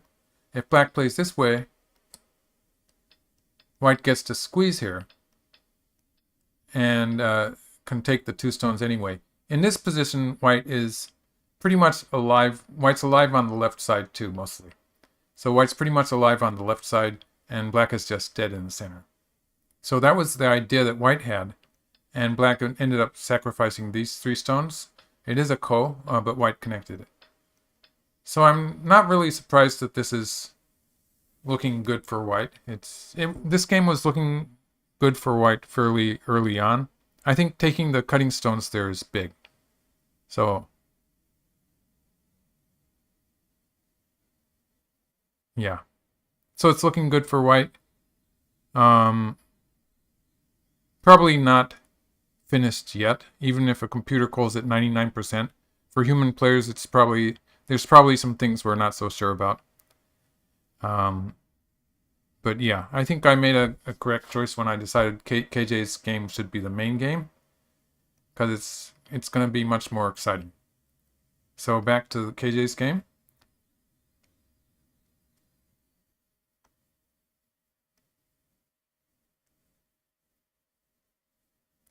Oh, black is still connected here. It's white's turn.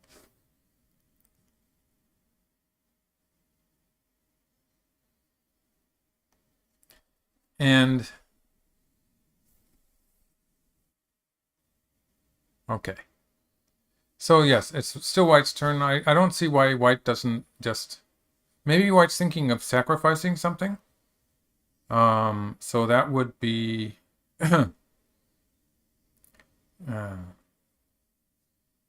I don't think so. Maybe he's thinking of something a bit more tricky.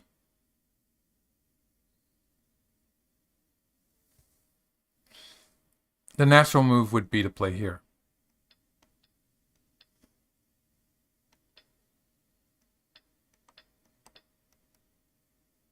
Aha, so maybe black plays here. Does this improve it for black?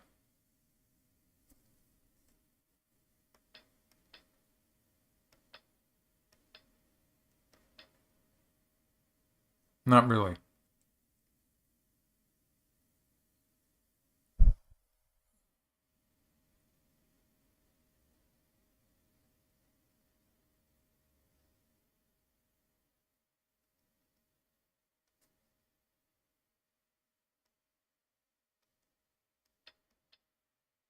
And this order does not work.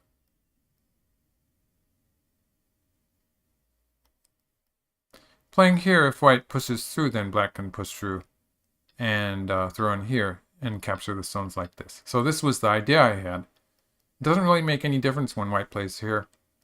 When white plays here, black still has to protect the stones in the center. Black doesn't have time to play here because this looks like it's going to be a loss. So if black pushes through here, black can play here, but this is just not good for black. But playing here, black's going to lose those stones. So white 7 is a forcing move that white can play in some cases to win this semi. So to go back to the variation I was suggesting, if black connects here, then it's probably... White cannot play the Atari too early either. But if white plays it with this timing, then it's going to be some kind of a trade. Maybe this way and this way. This would not completely kill white, but maybe this way. Something like this. An interesting trade.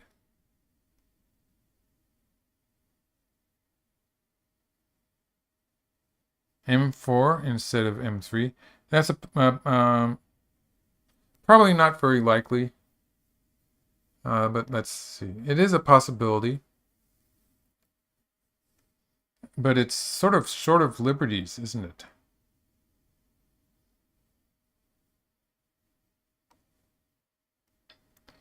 Okay, so... Oh, white played an attachment underneath. So this is a completely different variation.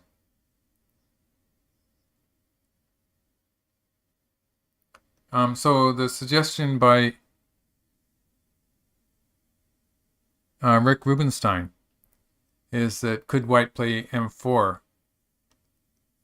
in this variation instead of M3? And it could be better. Let's see, the semi looks like it's... if black plays something like this, this would be... since black has to go back like this would be a one move win for white. Like this, or like this. So that's a win for white. So yes, but yeah, so it would be a possible move, I guess. I think the real variation would probably be black playing here to go after the right side immediately. In this case, black would probably be able to get the right side. So when white plays here, the game move, white is either going to extend liberties or make some eyes. I think the natural move that first comes to mind for black is to play here, which is going to solve the problems black might have in the center of the board and allow white to live on the right side. And this would be a trade. You can see that black's move at p10 here.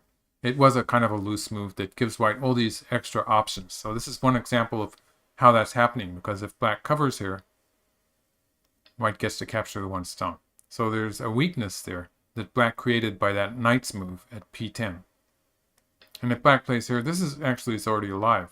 So in this case, white would have the option of playing something like this and then just living on the side. So this would be a living shape. And black would be able to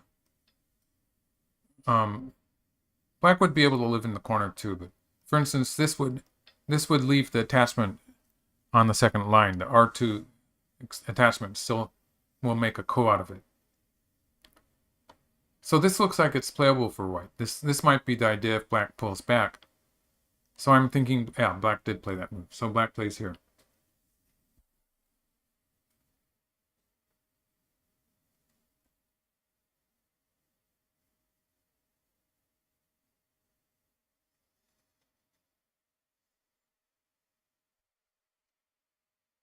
So this is maybe going to be some kind of a trade. I don't think white connecting there looks like a very good move. So white's probably going to play something like this and switch to the right side.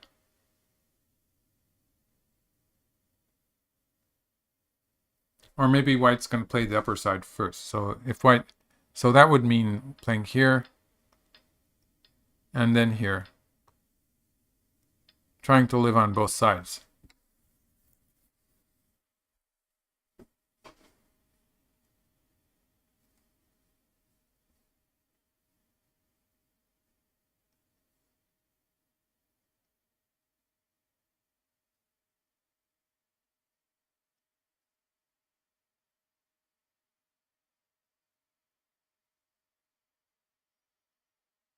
Okay.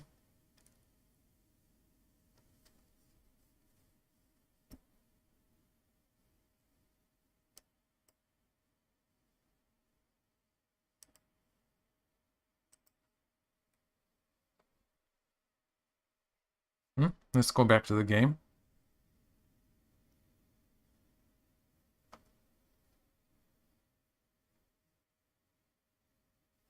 And white played. The other server says white covered on the second line. We'll see if when this one catches up.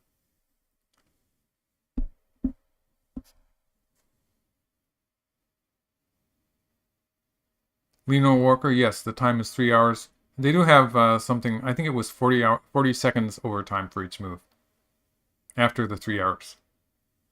Yeah, it does feel like KJ is being greedy in this game. That's counting TLS making that comment. Yes.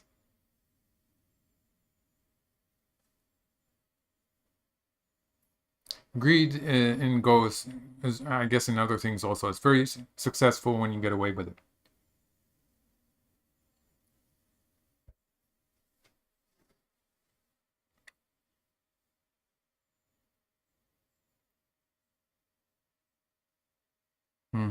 So that didn't change how black handled the corner.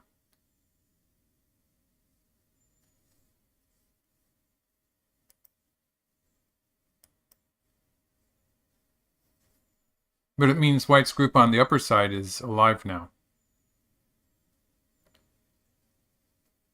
Or at least it has the option to live at any time.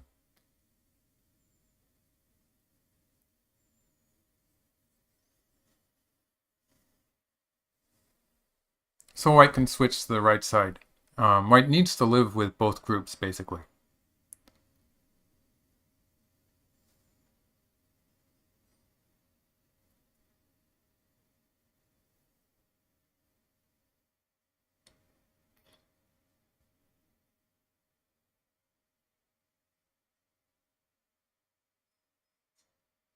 Oh, Bodo W, good morning. So we've got some early rising Europeans. Okay, so white connected. And that's because white can probably live by cutting in the corner or playing at M3. That would live too. So white has a living shape there, and is going to continue fighting in the center. Um, so if black were to yes, Marcelo Carpinetti is saying, even if white manages to live with both groups, he looks worse to me. Am I wrong? And I think that it sort of depends on how that turns out. And you can see white is trying to keep the fight going on in the center of the board.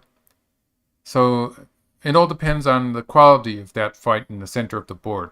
So if black gets a good position on the outside, it's probably perfectly okay for black. Black started with what looked like a good situation. Black has territories on the upper side and on the left side. And in this kind of game, if black gets a strong position locally in the upper right area, it means black's going to take the offensive in the lower right.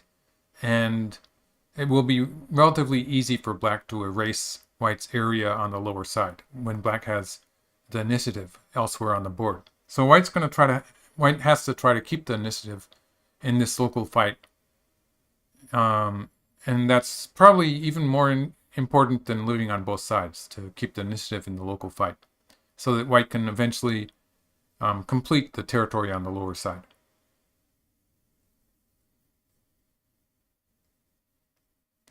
So the answer to that, it depends on a lot of things. So the answer to Marcelo's question depends on a lot of things. It depends mostly on the quality of the fight in the center of the board.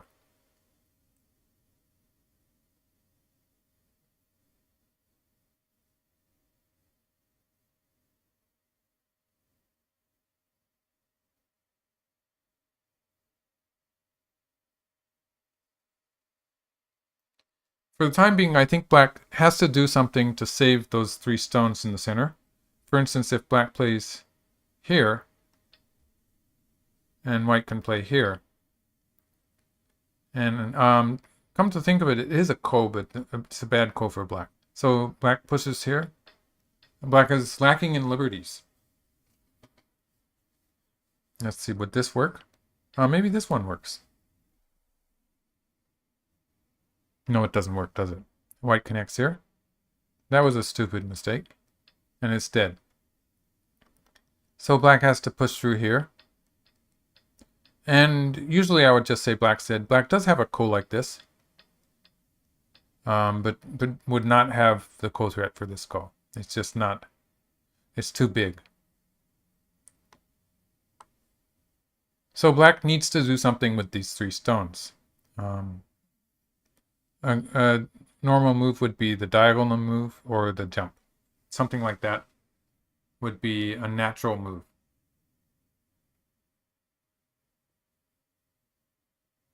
Right, yes.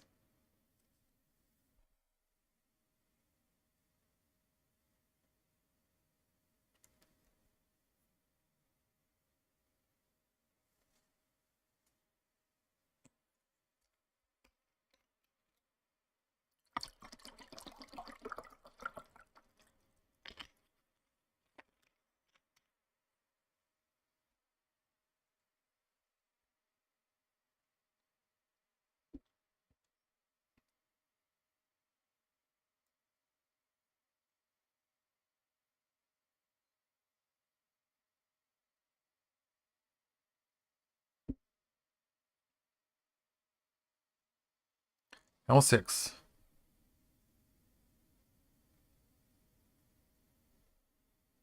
L6? So what would the point be of playing? So this is Henry O suggesting L6.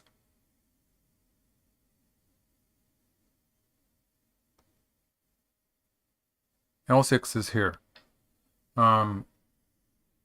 It doesn't really help to kill white on the upper side to play here when you compare it to this one.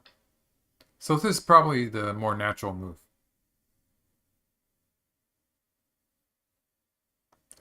Is N9 possible for black? That's Bodo W. N9, N9. N9 is a shape move. It's a shape move. But if we assume that white cuts and plays an Atari and plays here,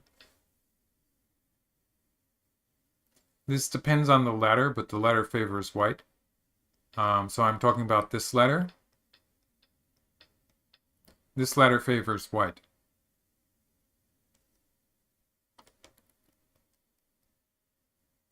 And that means that this ladder favors white too. It's the same ladder. And so black gets captured this way. So playing that Hane when black cannot connect here doesn't really work. And when black cannot extend here, it doesn't really work either. So although it's a good shape move, it doesn't seem to work in this case. Kevin Wu says, have I ever looked at my Wikipedia page? A long time ago, yeah. I didn't like the picture on it, actually. Probably should try to get that changed.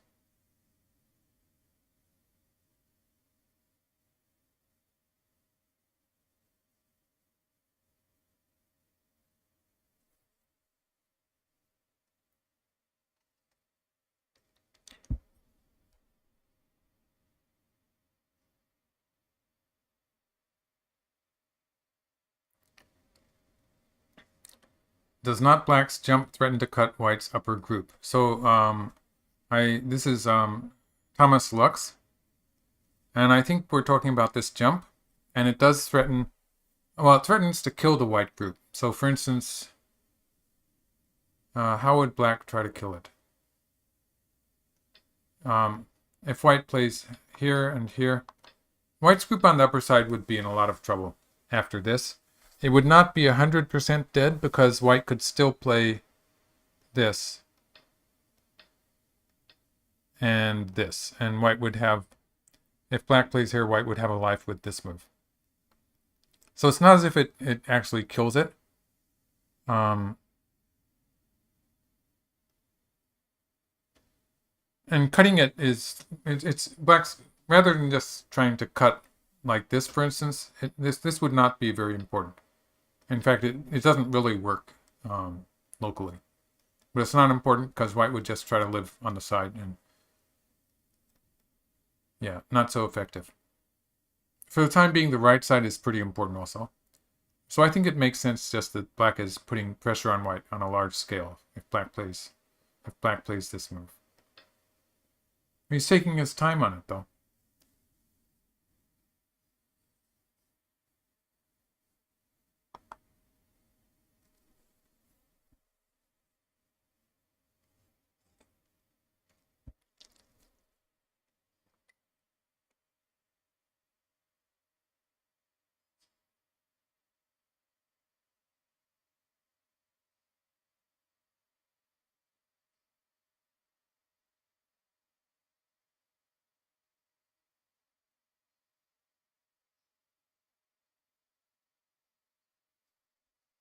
Okay.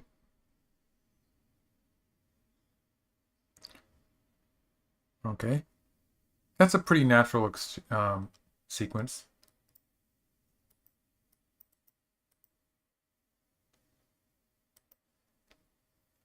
So white's, for the time being, white's alive on the right side, and black is about to capture some white stones in the center of the board.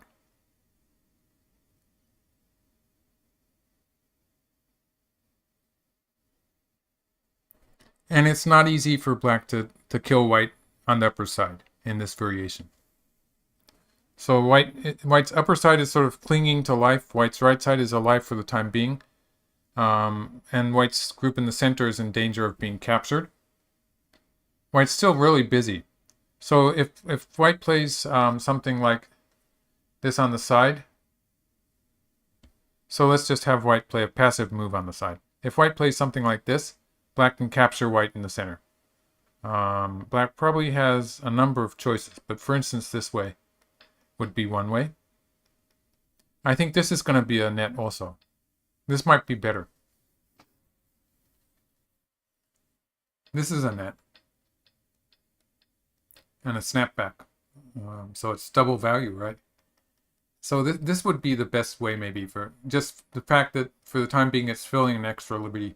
That probably makes it better than this move. It's a very subtle difference. On the other hand, if white plays this move in the center, white can escape. But when black does something like this, let's say maybe here, this is going to put white's group in the lower right corner in a lot of trouble. So white still has a lot of issues here that need to be fixed. White probably cannot allow black to cut off the lower right corner like this when white's right side group and the upper side group, that white has so many groups that are being put under pressure.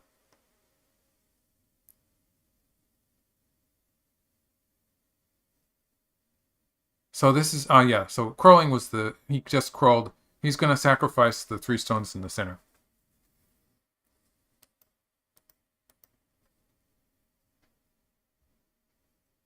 That's probably the most reasonable choice for white. And black will now capture the 3 stones in the center. White's group on the upper side is probably difficult to kill still.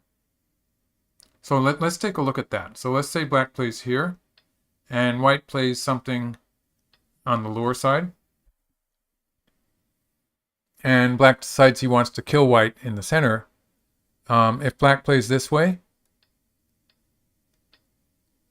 then white is alive with this move. So white might even try this first.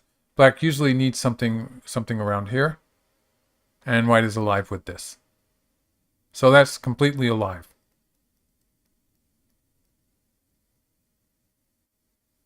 I guess black could play here. That was a move that white could have played as a forcing move. It's probably going to be difficult for black to kill this, but it might be safer for white to start with this exchange so that white has potential eyes there. And then it would be very difficult for black to kill that. So maybe this move could be something on this side, actually. And in this case, white has survived everywhere. Let's see, what does the territory look like?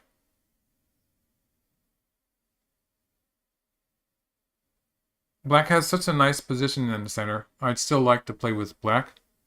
But white did get the tempo to protect the lower side, so it's probably going to be an endgame. I like black, but this is a lot better than some of the variations that I was imagining might happen. So it's probably fairly close. It's probably an endgame. White didn't. White had so many groups that were in trouble. So white had that group on the right side, white had that group on the upper side, and was about to get into trouble in the lower right. So saving all 3 of those groups at the same time as saving those 3 stones in the center was not, it wouldn't have been reasonable. Right. So I sort of agree with that comment by Lionel Walker about how it does weaken his chances in the center, but it basically couldn't be helped. And then Marcelo Carpenetti is saying it's a book example of the problems coming from having more than one weak group. And so that was the way KJ chose to play in this game. I think he probably felt that he already had a difficult game, so he's trying to mix things up. And I'd say that he had some success in this variation where he's lived on the right side and he's settled the problem that he would potentially have with that group in the lower right corner. And so he succeeded on the upper side and the right side, and he had to give up the center in return for that. And the payoff is that he gets 1 extra move. I'm not really sure where white 6 should be played, but I'm just guessing somewhere around here to consolidate the lower side. So in a way it worked. White started with a position that looked bad to me. So the question of whether this is going to be good enough to win the game is probably very difficult to say.